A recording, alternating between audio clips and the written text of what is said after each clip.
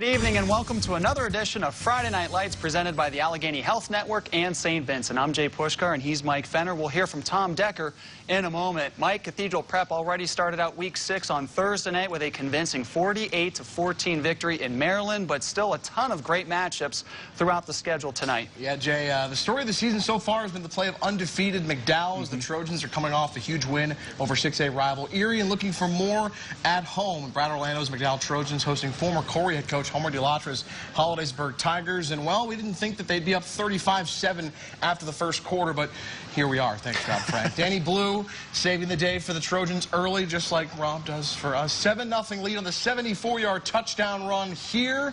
More from McDowell. Middle of the first, it's Elijah Lopez getting loose, 44 yards up the middle to pay dirt. McDowell leads it by 2 touchdowns. And after the Golden Tigers answer what would be one of their 2 touchdowns on the night, McDowell comes right back through the air this time. Chris Ukno for Darius Wall in for the 36-yard score. Trojans, as I said, led 35-7 in the first quarter. McDowell up 49-7 at the half. And with a running clock the entire second half, the Golden Tigers scored just once on a quarterback keeper. But the Trojans move to 6-0, winning at 49-14 as they get ready for the big game next week. We're 6-0, and it's a good feeling.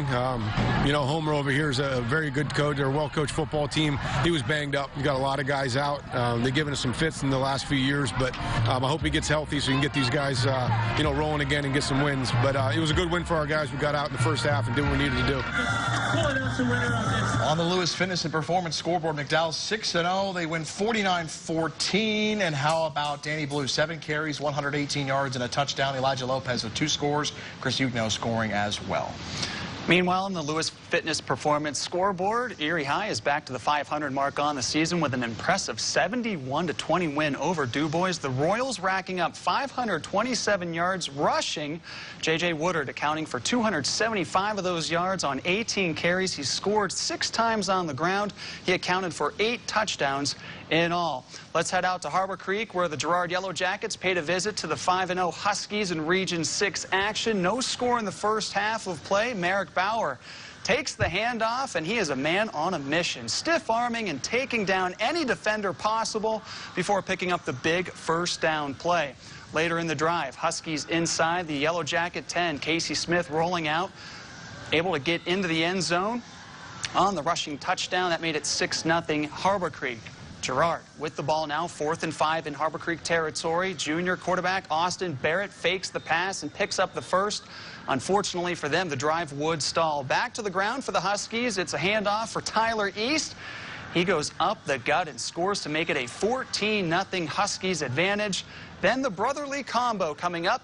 Casey Smith rolling out, finds Cody Smith in front for the touchdown. Harbor Creek led 22-0 at the half, and the Huskies would go on to win yet again on their home turf, 49-0, as they improved to 6-0 on the season. Another beautiful night under the Friday Night Lights at Carm Bonito Field. Fort LaBeouf entertaining General McLean on homecoming night.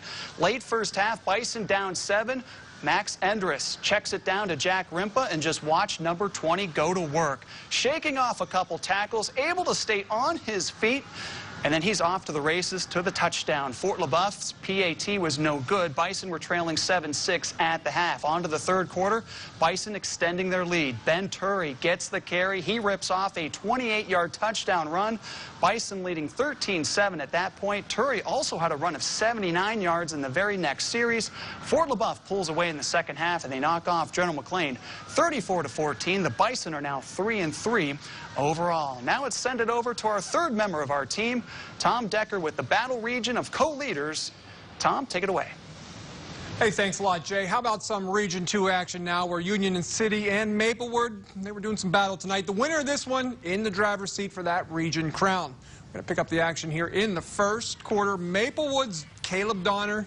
He's one of the best backs in the region, and he shows it right here. Bounces to the outside. That little hesitation step's got to go on there. 171 yards on the ground for him. Tigers up 6-0. Union City trying to answer. Jack Witho fumbles inside the red zone. Levi Burton is there to recover. Maplewood back in business. How about J.D. McFadden? He's going to find Jason McFadden. Nice grab there to move the chains. And then more McFadden. This time he's going to dump it off to Jesse McFadden. And that was supposed to be a wide receiver screen, but there was no tackling going on there. McFadden going to the house. Basically, if your name is McFadden, you live in Maplewood, you're the man. Maplewood rolls in this one, 34-8. How about next? We've got Meadville playing host to Franklin. Second quarter, Dogs up 14-0. Landon Beck. He's going to find Hayden Parks, and check out this grab. Parks going up after it, coming down with it. He's going to stroll into the end zone, making it 21-0. Meadville on some defense now. Ian Haynes airing it out. Sam Burchard says, I don't think so. Pulls out the interception there, and the Dogs are back in business. This time Beck is going to scramble. Nothing's to the left, going back to the right. And he is turning on the Jets here. He is heading all the way down for 6 more, and Meadville, they dominate their homecoming matchup tonight. They win 56-13. Finally, homecoming night in Cambridge Springs as well. Blue Devils hosting Eisenhower. Opening drive for the Devils, and it's going to be Jared Taylor getting the rock here, and he's going to start knifing his way through the defense into the secondary. One man to beat. Can he get it done? No, he's going to be brought down within the 10-yard line, though. First and goal, Cambridge Springs. Very next play, Trenton Wheeler's going to call his own number. He gets it into the end zone here. Cambridge Springs would lead 20-0 after the first quarter. Eisenhower would, though, storm back, eventually tying things up at 20. They'd go on to shock Cambridge Springs in this one, 29-27. Gentlemen, that's it for me. Back to you. Homecoming over in Albion. Thanks, Tom. Northwestern, Tony D'Albora, and the Wildcats. They're hosting Iroquois.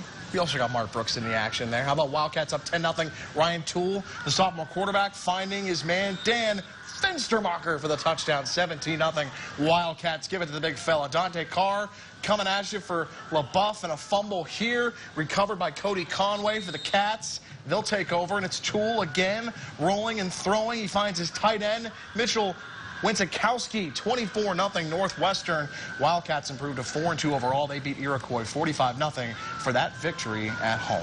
Let's head out to Corey, where the Beavers were celebrating homecoming night, taking on Northeast. We'll pick things up in the third quarter of play. Corey down 14 points.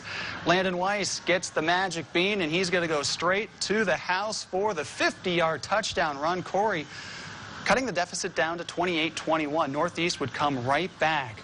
Carter Saubek on the sweep, would turn upfield, gets the nice turn after a little bit of a delay on the snap. There he goes, now turns the corner. He's going to find Pater, one of 3 touchdowns on the night for him, and Northeast goes on to outscore Corey. Their final score in this one, 43-28. Across the state line to Conneaut, Ohio, where the Seneca Bobcats invaded the Spartans territory in Region 3 as well. No score in the first. Spartans with the ball, and how about they go to Seth Fedor? That's a good option. He takes off down the left sideline. This one goes for a touchdown, about 70 yards. Going the other way. Spartans look like they're on the doorstep to score once again, but the Bobcats have something here. Isaac Pasamonte with the interception, cutting in front of the receiver. Nice play there to come away with the turnover. The Spartans do shut out Seneca by the final of 62-0.